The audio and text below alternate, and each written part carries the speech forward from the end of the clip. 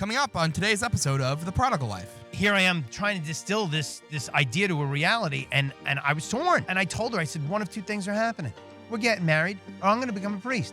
That's it. That's it. There is no curtain number 3. Hello, and welcome to The Prodigal Life. I'm Deacon Harold, and I'm joined as usual by a very cozy Nick and Ellen. And we are here to help you make a deeper, more intimate connection between your faith and your everyday life. Yes, we are, Deacon, and today we are with a super cool, forgive me if this is at all irreverent, dude, Father Peter. I just got to meet him last night. We were hanging out, and we celebrated Mass this morning. You celebrated Mass. We attended. We all prayed together. It was beautiful right here in Awaken Theater. Right on this very spot. Right in this very spot. Yeah, we'll put a link to that in the description of today's episode. But Ellen, who are we talking to? Why are we talking to him? What are we doing here? Father Peter Pomposello is active duty United States Army, and he recruits priests for the Army. That's what he's been called to do. He's been in the United States Army, I believe, 17 years. Yeah, in and out, wow, 17 years. God bless your service. And he's going to share a little bit about his testimony and how he got to where he is, because there's a story in there somewhere, and we're going to find it. So you go ahead and take it away, Father Peter. All right. Well, thanks so much. Thanks so much for. I got to start with how we met. Right, we met through a mistake on the internet. I tried to DM Mike Tenney, and then somehow it got through the interwebs over to your account. And here we are, like 6 months later. Which And is you awesome. you ended up recording an episode with Mike Tenney on Pop Culture Catechism, one of the other shows produced here at Awake, and you guys talked about the movie Oppenheimer. Yes. And you actually went to go watch it together. Yes. You guys, you celebrated Mass with Mike in your office. Right, because he's local to me. We're in Baltimore. I live in Baltimore, Maryland. He's in Maryland, so we were local to each other. It worked out. Yeah. So I'm Father Peter Pomposello. Let's see. I'm the son of a New York City cop. My dad was a New York City cop for 32 years. Wow. Mom stayed home to raise us. The youngest of 3. And as far as the Catholic journey goes, I was raised Catholic. My sisters, if my sisters were here, they would say, "Oh, you had it very different than we did," because my parents had a real conversion and they really caught the fire of the Holy Spirit through marriage encounter. When I was a young boy, and that just set them on fire. They started taking their faith that much more seriously. And so I grew up, my memories of going to church were with my family, going to church on Sunday. I was faithful to it with them until high school. And then I really slid away, and I slid away pretty fast. High school's like such a blender of good, bad, and ugly. Because I don't know what you're talking about. I know, right? It's like, because my parents took the care and made the sacrifice to send me to an all boys Catholic school. I went to Monsignor Farrell in Staten Island. And if without that, I think it really would have been bad. I mean, for me, I don't think I would have had any kind of focus as a student, or I don't know what would have happened without the discipline from the Irish Christian brothers that taught me, and the priests, the example of the priests that I had there. Wow. So I kind of slip away. By junior year, I start working. I'm working overnight at a supermarket on Saturday nights, and I don't really, I slept, and I'll go to church later, and before you know it, I really kind of start the slide there. But it was in Catholic high school, in a religious education class, that I learned about the real presence of the Eucharist. I remember pressing, like apologizing too. I was apologizing to the priest who was teaching us. I was like, okay, I'm not being a wise guy. Like, just to ask. Like, again, it's not a symbol then. This isn't like a symbol of Jesus, like we remember him this way. Could you say, do this in remembrance of me? It's like, it's kind of like, is this just a memory of what happened? And he says, no, it's really him. No, Peter, it's really him. He was so patient with me, because I think I asked him like 3 different times during the class. And that really did it for me. I became convicted in the real presence of the Eucharist. Not that I lived it very well, and I pray to live it better every day, but I knew then that this was something that couldn't be explained away. I really believed in the truth of it. And went to college. I was an engineering student, and then I graduated a journalist tech writer. my strength was always in humanities and writing, and I wanted to graduate on time with an Army scholarship that I had. I was an Army ROTC student. Got commissioned at the end of the first Gulf War. We thought that was going to be the 20-year war at the time, but that started and ended within like 6 months back in 1991. I was disappointed for about 10 minutes. I thought I was going in the Army full-time, active duty. Didn't work out. So I became a school teacher. I had a couple of stops in the way, but eventually I became a New York City public school teacher. Wow. Wasn't satisfied with that either. And that's when it was like, wait, God's calling me to something else. I took the exam to become an FBI agent. I thought about all sorts of stuff. And then I was like, wait, no. I said, I think I got to look into this priesthood thing. Wow. And that was not easy. I'd fallen in love. I was very close to talking seriously about getting married. Very close to, like all those real conversations. And in that buildup, before I had even met my girlfriend, I was going to daily mass. By the grace of God, I thought, well, what's important to you in life? Well, all right, my job's important to me. My friends, my hobbies. I had cool hobbies. I did a lot of cycling. I rode across country on a bicycle from New York to Los Angeles. I rode across Europe from London. I took the hovercraft and made my way from France all the way to Rome. So I'd done a lot of really fun things, interesting things with my time, but it's like, well, for all the fun and all that I'm doing, what's most important? And I said, well, God's important. Isn't that the right answer? Like, that's supposed to be the right answer.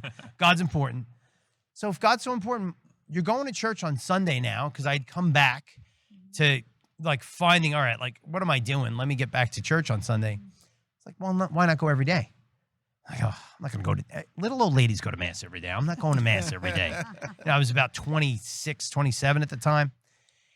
And I said, all right, no, I'm going to get over this. All right, let me go there. And I felt so silly. The sign of peace, these old ladies are waving at me. And I'm like, what am I doing here? I said, I'll just do it for the summer. We're going to do this for the summer. And then school starts, I'm not, I'm going back to work. So I'm doing it for the summer, and then school starts. Then I'm like, well, there's no reason why I can't go to mass before I go to school. Let me keep going. So I did. Wow. And then that's when this relationship blossoms with this young woman, and fast forward, Pentecost Sunday. It's Pentecost Sunday, 1997. I had gone to mass. I went to mass on Sunday, and I had plans to see my girlfriend that evening, and yet, because I had already gone to mass, she had things to do, I had some things to do, but the Catholic newspaper at the time was called the Catholic New York, was on my kitchen table, and all these newly ordained priests, they were ordained the Saturday before Pentecost Sunday. So all these newly ordained priests are going to say their first masses. First mass? I got to see that. Well, I just went to mass. That's nice. He's going to say mass for the first time, but I just went to mass. I'm not going to go again. And I'm sitting there arguing with myself for about 5 minutes. I grab my car keys. I go to the church, which was only about 15 minutes away from where I lived. I sat in the back of that church, and the mass starts. Now, let me just make this really clear. I had talked to my girlfriend. I had thought about being a priest, and we had gone through this conversation about 6 months earlier, and it was awful. She got upset, I got upset, and I was like, She said, well, tell me when you're sure. She knew. She gave me, and it's really a gift from her.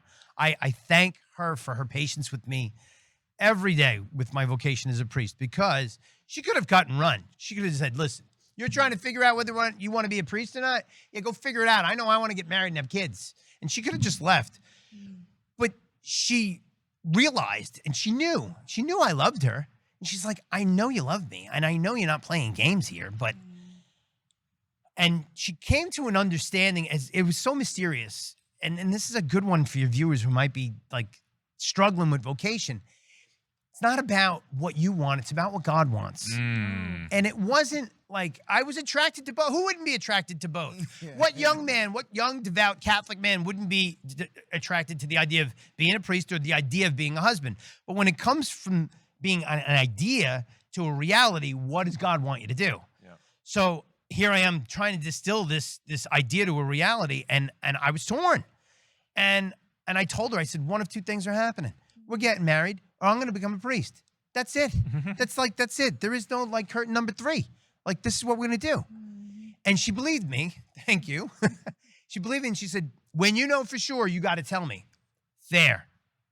Fast forward 6 months later, there I am in the back of Holy Child Church in Staten Island at the first mass of Father Mike Martini, and I'm dying. I'm melting down. I'm like, oh no, this is it. If you don't go and tell her, you're just being a chicken. You're being, no, you're not chicken. You're selfish. You're more than selfish. You got to tell her this. I'm like, no, I don't want to do this. What was it though about that was like, what was enrapturing you in that way about what you were observing? And Pentecost, the Holy Spirit. I have no idea. Nick, I wish I had an answer. I'm going to be here. This is what I did. I sat through the mass like this, had my head between my legs because I wanted my eyeballs square with the floor because I didn't want tears on my face. Oh, yeah. It was awful. I was a wreck. So I'm like, Wow. all right, I got to tell her. This is it. And now I'm like rehearsing this thing. I'm driving there to her apartment. I'm thinking like, what am I going to tell her? How am I going to say this? This is ridiculous. Let's add to the drama. She was a twin. She's identical twin. Her identical twin sister is getting married in 5 days. So you broke the news to the wrong one. So, we'll get to that. Oh gosh. So the rehearsal dinner's in 5 days, and she's getting married on that following Saturday. I'm like, oh no. Like, what am I going to say? How am I going to do this? I get there. I open the door to come in her apartment, and she's got her back to the front door. So like she turns around and just like smiles and like, oh hi. And I don't have my hand off the doorknob. I didn't say anything. I'm like, all right, where do I start? And her face just drops and she starts screaming at me. No, you're not doing this today. No. And I didn't even say it. I'm thinking, I can't do this. Dawn, I got it. What are you talking about? No. So like, you're telling my sister. She puts her sister on the phone. You're telling her. I'm not telling her. You're telling her. I'm like, I can't. I'm not going to the wedding. Yeah, no. I got to go. And talk about the Holy Spirit. Now I start to lose it. She's losing it. And I'm like, I'm an idiot. I'm an idiot for messing this whole thing up. I'm an idiot for even thinking that maybe I'm going to be a priest. I'm going to ruin what we have. And I just sit down and she calms down. She's like, you're going to be fine. You're going to have the other seminarians. It's going to be great. It's going to be great for you. I think you're really this is really for you. I'm like, I don't need to hear this from you. Not now. Like you're killing me. And that was it. I left that day. We talked twice since. That's 25 years ago. We talked twice since. Once was she made me promise her that I would tell her when I got accepted, and I did. And it was the Feast of the Blessed Mother. It was the Feast of the Assumption that just passed. And I said, hey, I got accepted. I said, how you doing? She goes, well, not great, but don't take this the wrong way, but boy, am I glad you didn't go to that wedding. I had a great time without you. And I'm like, good for you. I knew she would. Like, I knew it was just like, it was time. I had to go, And then 10 years later, long story short, I ran into her mom and ran into her, and she's married with kids. I love finishing this story by telling you that God loved her so much. God loved her so much. He saved her from me and a life with me. Wow. He was like, I got this one. You don't want to deal with this guy. I got this. So that's it in a nutshell. I left my job school teaching.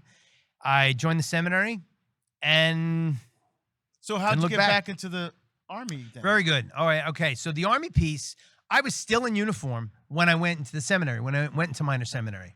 Because so wait, I was an ROTC student, got commissioned when I graduated, and there was nothing for active duty, but they put me in the reserves. Oh, you reserves. And I drilled in the Army okay. Reserves for 8 years. Okay. And I was in the Army Reserves for 8 years, mostly down at Fort Dix, New Jersey.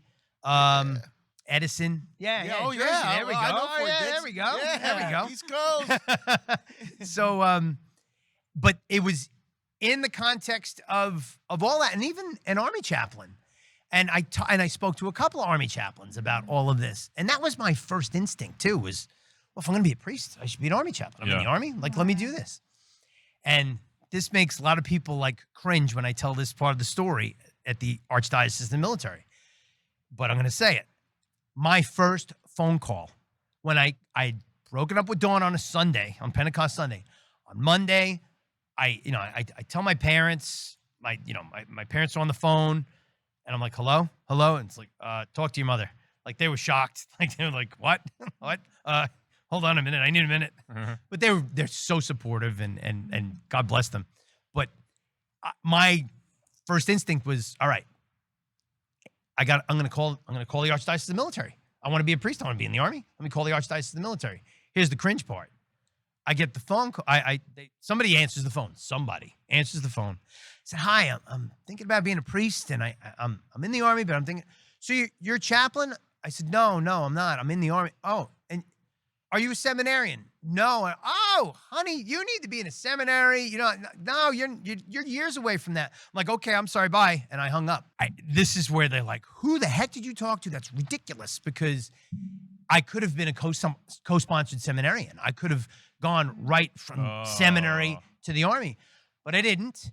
And lots of twists and turns later, I'm grateful I had the experience to be ordained for my home diocese. I went to the Archdiocese of New York, and I was ordained in 2004 for the Archdiocese of New York, always hoping to come back in as an Army chaplain. So I even finished my reserve time in seminary, then that went away, and I was like, okay, here we go.